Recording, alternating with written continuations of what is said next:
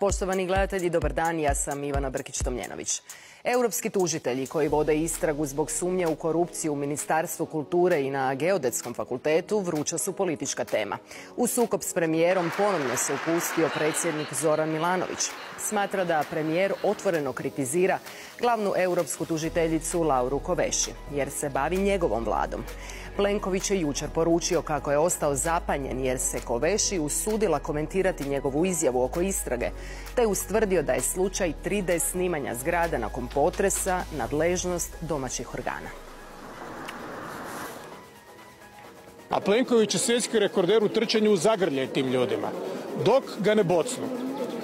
I ja bih još prihvatio da on zapanjen, međutim, malo je kasno za tu zapanjenost jer pratim godinama šta se događa i ni u jednom slučaju kada se netko iz Brisela, bila to ova Rumunjka ili neko treći, brecnuo ili obrecnuo na nekog ili neku demokratski izabranu premijerku ili predsjednicu, Plenković je bio mutav.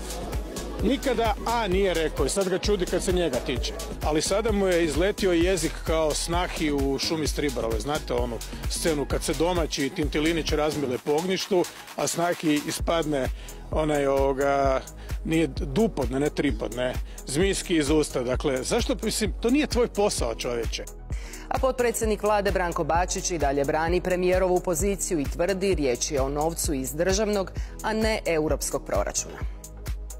Tog projekta nema koji se odnosi na 3D snimanje koje je Ministarstvo kulture ugovorilo sa Geodetskim fakultetom u Zagrebu. Dakle, što želimo reći? Taj posao koji je prema Apple suspektan,